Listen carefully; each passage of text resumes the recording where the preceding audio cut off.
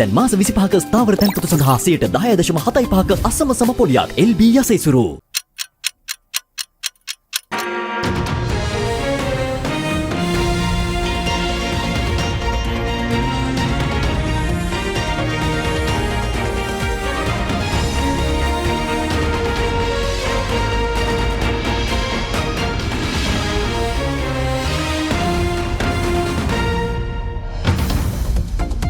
Tonight, on First at 9 this Wednesday, the 11th of February 2026.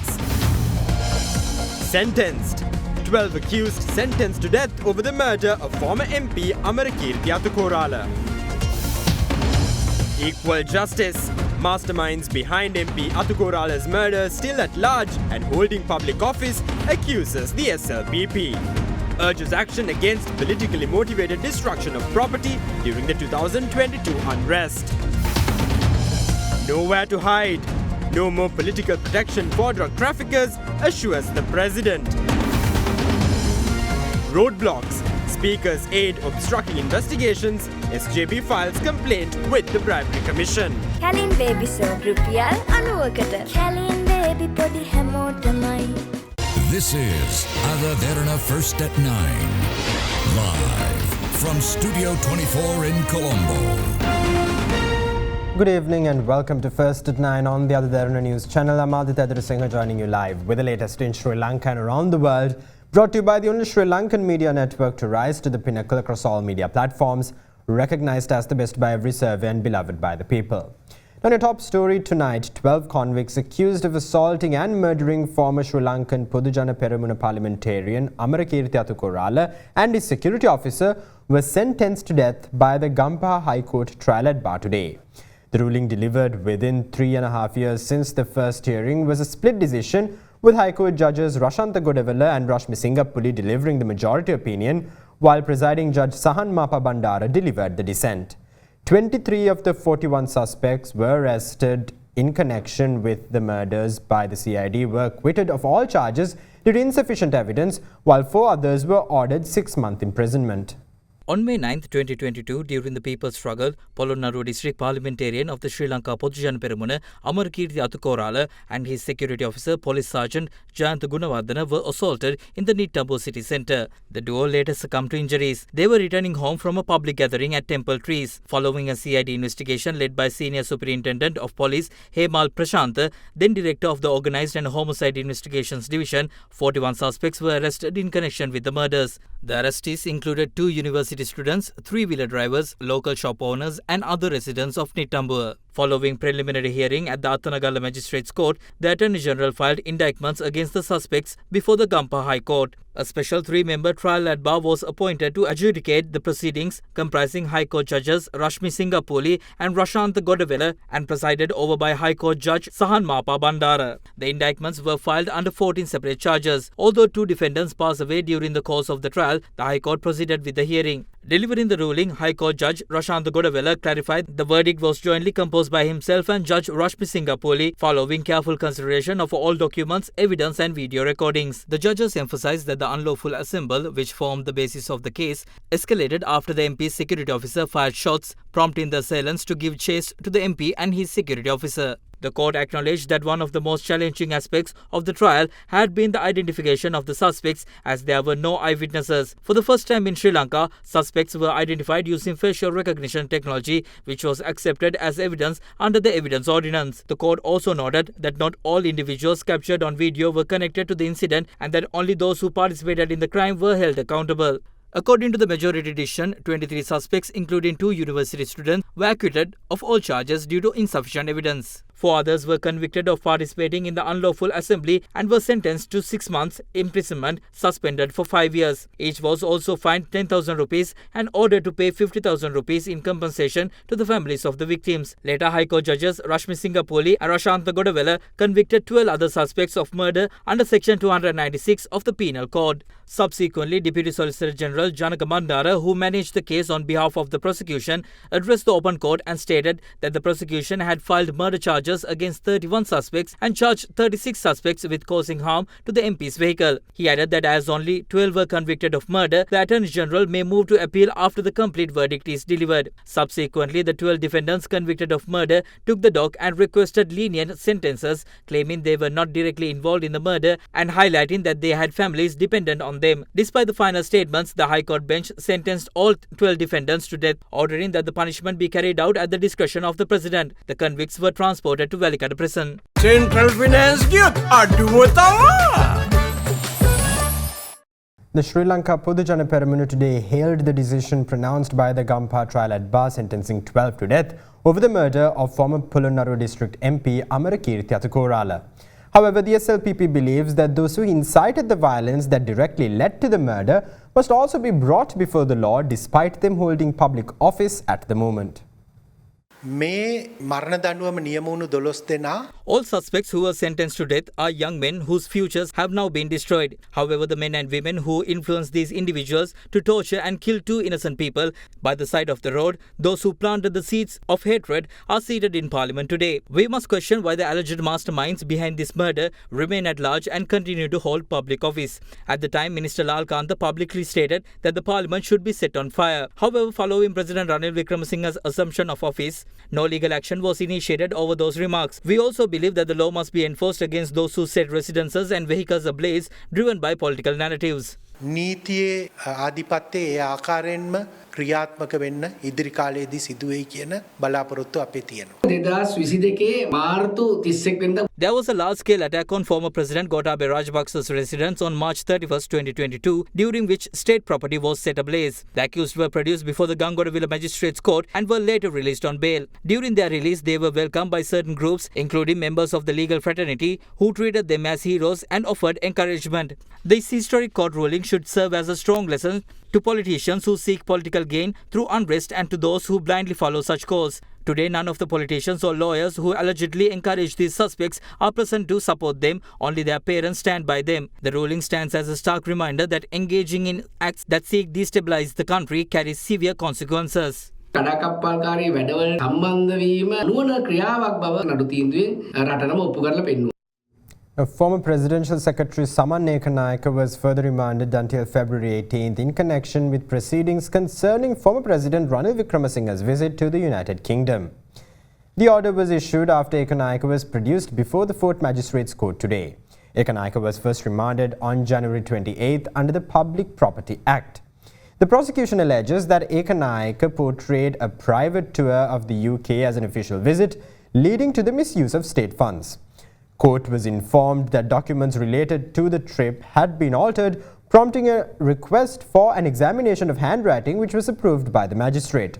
The defence sought bail, arguing that the suspect merely approved a budget prepared by the Sri Lankan High Commission in London and that he gained no personal benefit. Opposing bail, the prosecution said over 16.2 million rupees had been spent for a 36-hour visit at the time the country had declared bankruptcy. The magistrate adjourned the ruling on bail until February 18th and ordered that the suspect be further remanded until the same day.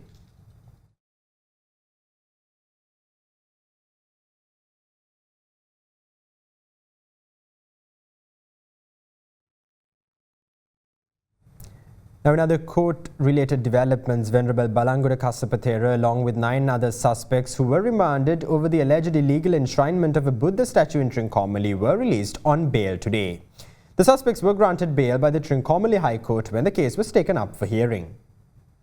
The case filed against 10 suspects, including Venerable Balanguda Kassapathera, over the alleged illegal enshrinement of a Buddha statue in Trincomalee, was taken up for hearing today before the Trincomalee Magistrates Court. The 10 suspects, including Venerable Balanguda Kassapathera, were produced before the court today.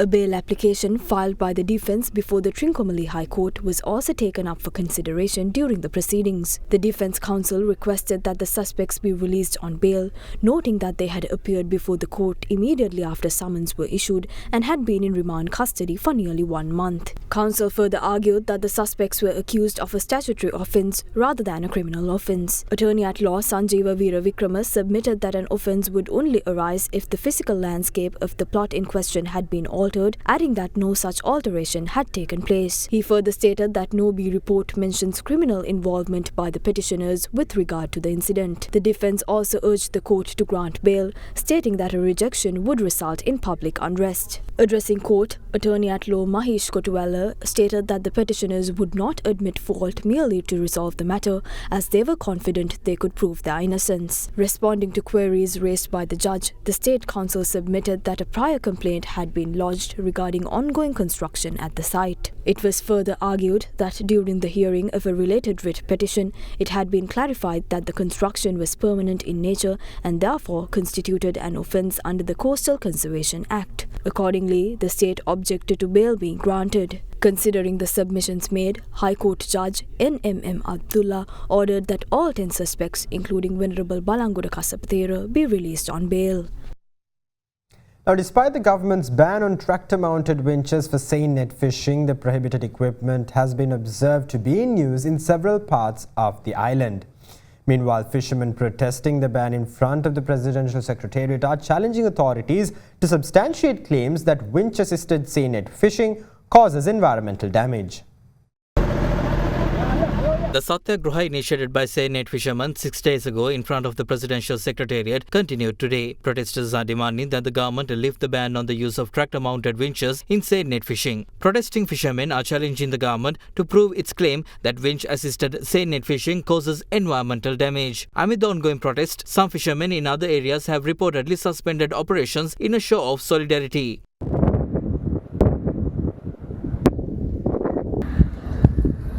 However, in the Venapu area, certain fishermen continue to use winches for seine net fishing despite the ban.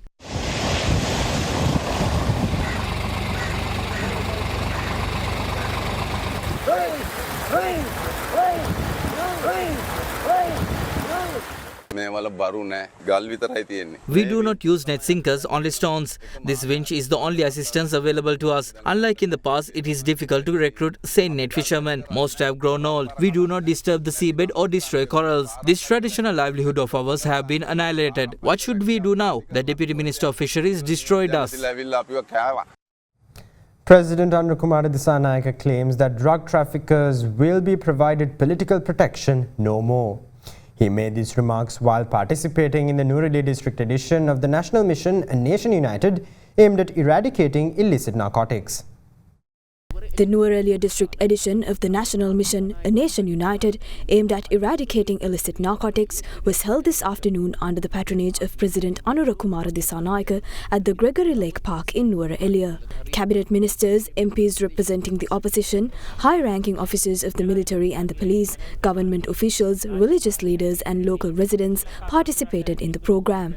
Police officers who actively contributed to drug-related raids were also felicitated during the event. We know that the public is deeply suspicious about the rule of law in our country. There is a saying, laws are like cobwebs. They may catch small flies but allow larger animals to break through. This is the sentiment many citizens believe. If we truly want to build this nation, we must give life to the principle that everyone is equal before the law. Some people believe that the law cannot reach them as if an aura surrounds them, protecting them from justice. I assure you, we will make 2026 the year we give life to the principle that everyone is equal before the law. Everyone must be subject to the law. Don't we want a nation like that? Children have become victims of narcotics, which have spread throughout the country. Many families have disowned their children because of this crisis.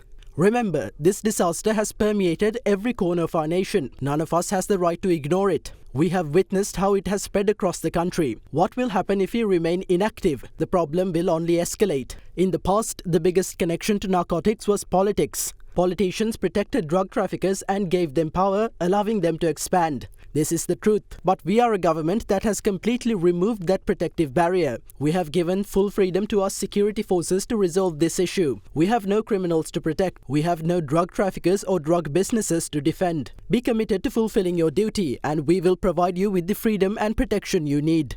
ඔබට පැවරී තිබෙන ඩියුටිය ඉටු කිරීම සඳහා මැදිහත් වෙන්න ඒ සඳහා අවශ්‍ය නිදහස ආරක්ෂාව අපි දෙන්නවා. Meanwhile, earlier in the morning, President Disanayake visited the Nuwara area, including Nanoya, Radalla and Somerset estates, to inquire into the well-being of estate workers. He received a warm welcome from the estate workers during his visits. The estate workers expressed their views today, particularly appreciating the president's decision to raise estate sector wages. Now, leader of the Sarvajana Balaya MP Dilith Jayavira says that entrepreneurship is the only viable option for Sri Lanka to generate wealth. He made these remarks while addressing an event in Kotagala this afternoon. Sarvajana Balaya leader MP Dilith Jayavira visited the ancient Niyamgamdura Raja Mahavihara in Kotmale, which was severely damaged by Cyclone Ditwa. The MP later joined an observation tour and inspected the damage caused by the cyclone. During the visit, he also discussed issues grappling locals in the area.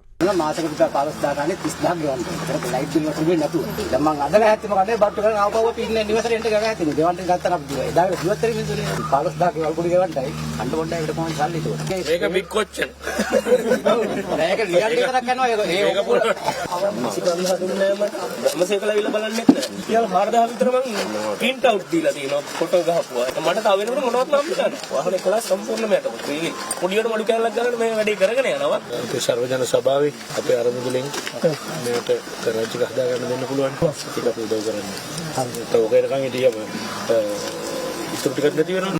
Meanwhile, Sarvajana Balaya leader parliamentarian Dilith Jayavira joined a public event organized in Kotagala this afternoon. දැන් කොච්චර අසරණ වෙලාද මේ දිස්ත්‍රික්කේ. This district has been rendered helpless because the government has not kept its promises. So the only thing they can do now is tell people the truth. Instead, the president says there is racism and extremism in this country and that these issues are not allowed to die down. This president is trying to create racism where there is none so he may remain in power. Money must flow between all people of this country. You are all anticipating a salary increase this time around as well. We see the development of living standards and rising wages to be a positive development. Please jot down prices of items in shops a week before a salary increase. Check the same prices thereafter once salaries have been increased. I can assure you that essential items will be taxed. The only path to national prosperity is entrepreneurship. That is how many countries in the world have prospered. We must find a way for people to earn money and to eradicate poverty. That is what we strive for. We must set up a Sarvajana Sabha in the Kotagala division to develop female entrepreneurship along with the rest of the community gradually. අපි සර්වජන සභාවක් හදමු මේ කොටගල කොට්ටාශේ විශේෂයෙන්ම අපේ මේ කාන්තා ව්‍යවසායකත්වයේ ගොඩ අරගෙන අපි ගොඩ එන්නට ඕන. The special exposition of the sacred Devnimoni relics of Lord Buddha at the Gangarame temple concluded at 6 a.m. this morning. Subsequently, the sacred relics were returned to India. The special exposition of the Devnimori relics opened on February 5th at the Gangarame temple in Hunupitiya. Devotees from across the country visited the temple over the past several days to venerate the relics. Devotees, members of the Buddhist clergy and political representatives paid homage to the sacred relics last evening.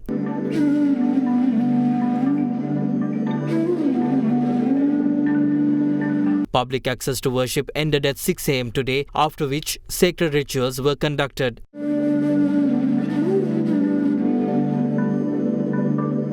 Subsequently, the relics departed for India, accompanied by Governor of Madhya Pradesh, Mangubai Patel, and Deputy Chief Minister of Arunachal Pradesh, Shauna Main.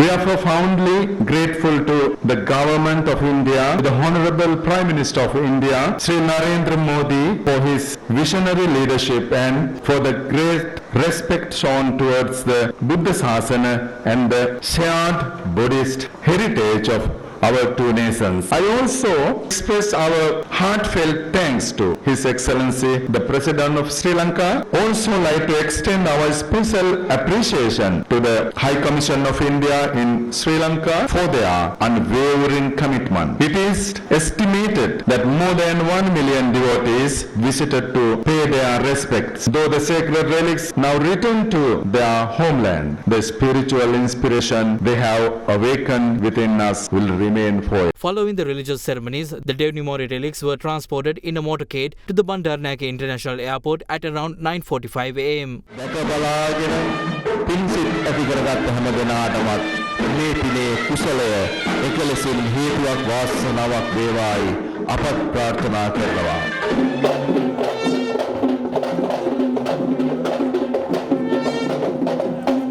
Arrangements were then made for the relics to be returned to India on a special flight at approximately 11 a.m.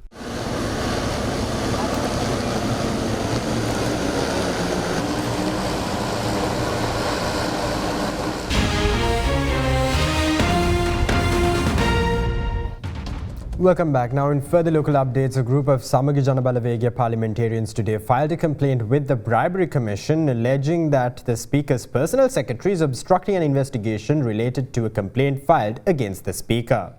The complaint alleges that the Secretary had instructed the Secretary General of Parliament to submit a report to the Speaker on matters raised in the earlier complaint. Suspended Deputy Secretary General of Parliament Chaminda Kularatna filed a complaint with the Bribery Commission on February 2nd, accusing Speaker Dr. Jagat Vikramaratne of misusing official vehicles, receiving extra fuel allowances and using two official residences. SJB MP Harshana Rajakaruna said the Speaker's personal secretary had forwarded a letter to the Secretary General of Parliament making enquiries regarding the complaint. A group of SJB parliamentarians led by MP Harshana Rajakaruna lodged a complaint with the Bribery Commission this morning regarding the letter sent by the Speaker's private secretary. We request that the Bribery Commission conduct an independent investigation into this matter. This will be a perfect litmus test for the independence of these independent commissions. Through this test, we will be able to observe whether these commissions are actually independent. Sri Lanka Podujana Peramuna addressed the matter during a press briefing today.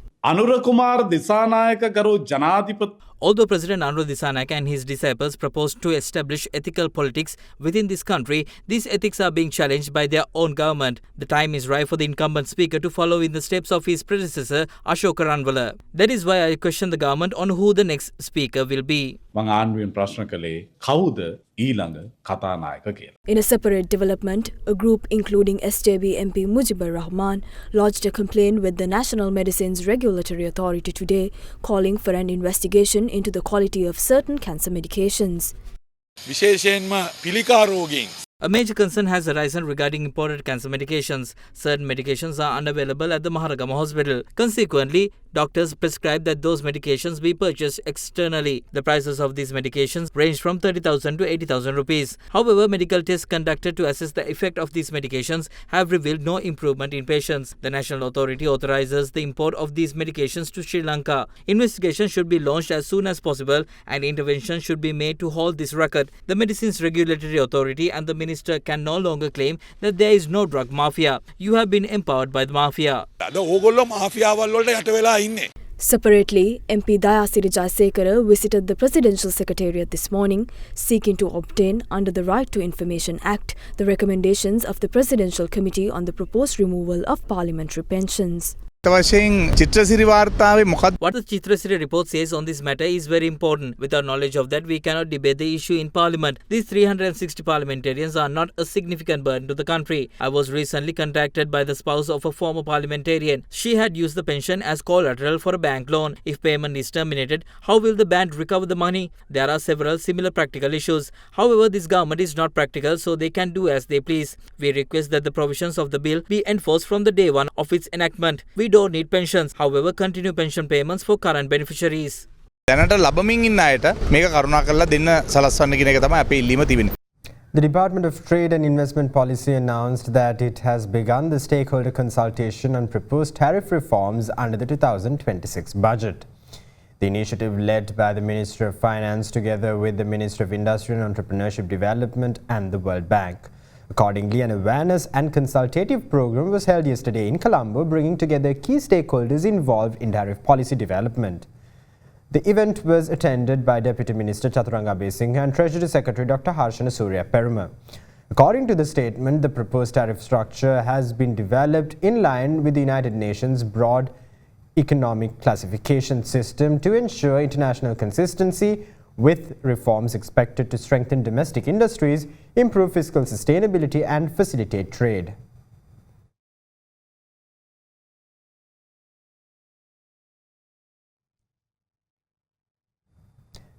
Meanwhile, the newly appointed country director for the Asian Development Bank for Sri Lanka, Shannon Cowlin, met with Prime Minister Dr. Harani Amarasuriya on the 10th of February.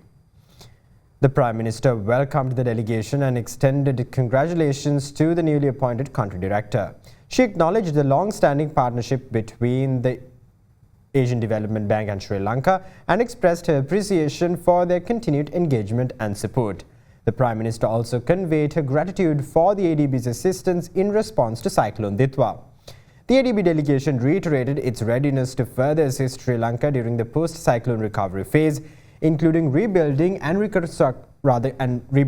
reconstruction efforts, while emphasizing its commitment to supporting the education sector.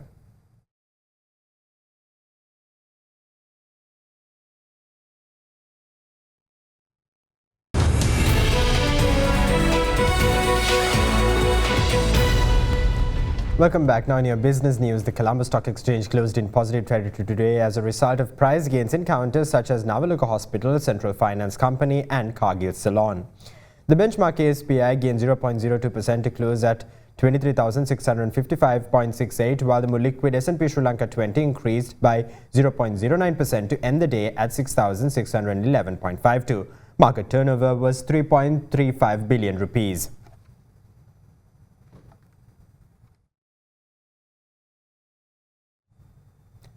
Musharraf Ibrahim from Capital Alliance joins us now with a few thoughts to round off our economic outlook segment for the week. The average weighted prime lending rate rose by 44 basis points to 9.32%, while the average weighted call money rate remained stable at 7.70%, with market liquidity expanding to a surplus of Rs 275 billion. Private sector credit growth remained strong at 25.2% year-on-year in December, while broad money expanded by 11.5%. The rupee appreciated by 0.2% year-to-date against the US dollar. Treasury yields remained broadly stable, with T-bill auctions oversubscribed by 2.5 times. Foreign holdings of government securities increased during the week. That's all the news tonight. Thank you.